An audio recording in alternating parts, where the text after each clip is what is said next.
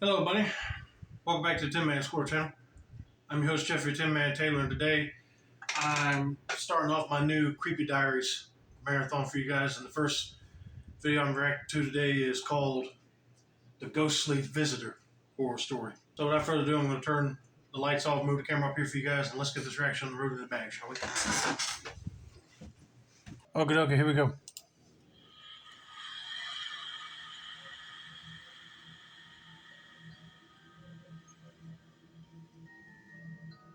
I was sleeping like a log when the insistent knocking on my door broke the silence of the night. Okay.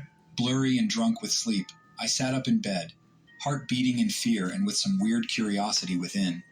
Who could be knocking on my door at this hour? Yeah, exactly. Everybody will be fast asleep right around 10 to midnight. And if it's like early in the morning, nobody should be knocking on your door unless it was very urgent. I'd be furious if somebody was knocking on my door around like 3 or 5 in the morning. But anyway, let's continue with this person's story and see what happens next. I tried to make myself believe that it was just a hallucination, an imagination fever that played tricks in the darkness of the night. However, the knocking will not stop. It grows louder and more insistent with every passing second. I was undecided, weighing the pros and cons of ignoring it and acting like I was asleep, or getting the guts to look for whoever or whatever was banging on my door. My feet launched over the edge of the bed, and I started walking toward the front door, every step a lifetime. The only sound in the house was the steady beating of my heart. As I reached out to wrap my hand around the doorknob, a shiver ran down my spine, and a chill raced through my body.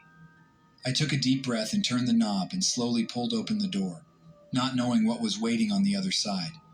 To my confusion and nervousness, it was empty. The porch light had enough light to give the doorstep a dim glow. The night air was still like a graveyard. Okay, that's a little creepy. You hear knocking at your front door, but then when you go outside, there's nobody there. I'll be hollering out there in the yard saying, if you're out there, you better run now before I call the cops. But if it's not nobody that's still alive and it's like a ghostly presence, they don't care.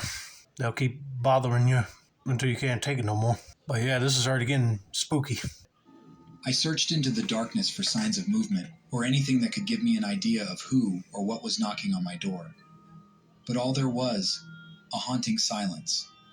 A feeling of foreboding swept over me, an animalistic instinct for dangers lurking in the shadows. My mind raced with questions, doubts, and a creeping sense of unease that I could not shake. I just turned away from the door and headed back to my bed, letting the bizarre incident be. Warm blankets called me, promising safety and an escape from the disturbing events of the night. I crawled under the covers and pulled them tightly around me, as if they could insulate me from the unknown terrors lurking right beyond my reach. I lay in the darkness of my room, staring at the ceiling, trying desperately to push the thoughts of the phantom visitor out of my mind. No matter how desperately I tried to rationalize what had happened, a nagging sense of unease gnawed at the fringes of my consciousness. The minutes turned to hours in silence as I lay there, the silence of the house lurking on my chest like a suffocating blanket. Every creak, every rustle of the wind outside sent a shiver of fear through me, my imagination running wild with all sorts of possibilities about what was lurking in the shadows. Just as I felt the tendrils of sleep starting to wrap around me, a soft, muffled thud shattered the stillness of the night. My heart jumped into my throat. My body tensed in terror as I listened for more sounds of intrusion. Another sound came, this one a soft whisper that seemed to brush against my ear, freezing me to the marrow. Panic overcame me, and my rationality crumbled in front of the inexplicable phenomena that arose around me. Yeah, I would not know how to explain that thud noise either. I heard that in my house, I'll be jumping for sure. I'm not going to sleep now. My adrenaline will be pumping. Then I'll be trying to figure out what or who is doing that. Either something fell and hit the floor, or you got a ghost that knows how to hit things really hard. I think I'll go with that answer. I was not alone in this house. I knew this somehow, and that thought alone brought with it a primal terror I had never experienced before. I groped desperately, hands shaking, for the bedside lamp, and as it clicked on, the glare of the room jumped out to me. But what I saw only deepened the horror of what had seized me. There, at the foot of my bed, stood a figure, shrouded in shadow, its form indistinct and otherworldly. Its eyes glowed with an unnatural light, locking onto me with malevolent intent. I wanted to scream, to run, to flee from this nightmare that had entered my haven. Yet fear held me where I stood, a primal need for stillness that the ghostly presence awoke in me. The figure approached, silence in every step it took, its presence filling the room with an oppressive weight. I could feel it staring into my very soul, stripping me of all illusions of safety and security. I would feel the same way too, because if you see a big shadow figure like that lurking over the bed, I'll be praying to God to help me get rid of that thing. That'll be like a crap in your pants moment right there. I was exposed, vulnerable, in the mercy of an entity that defied any sense of logic or reason. As it towered over me, a bone-chilling cold washed into the room, snuffing out the glow of the lamp and leaving the world once again in darkness.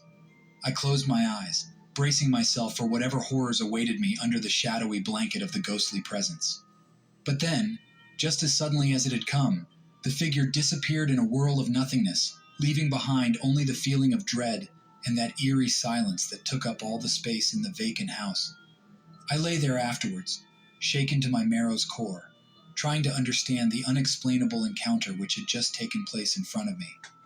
The night seemed to stretch on, the ghostly visitation haunting me like some sort of specter that refused to be exorcised.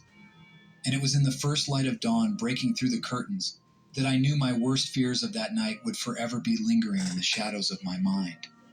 A reminder of the thin veil between the known and the unknowable, the natural and the supernatural. Oh man, that guy got lucky. Because if it was an evil entity in his house, that thing probably would have scared him to death, literally, by giving him a heart attack. But thank God it did not do anything maliciously. Let's put it that way. But anyway, I hope you guys enjoyed this video. Don't forget to like, subscribe, turn on post notifications for more Creepy Diaries content like this. This has been another successful installment of the Tin Man Score channel. I'm your host, Jeffrey Tin Man Taylor, and that's a wrap, and have a nice day, y'all.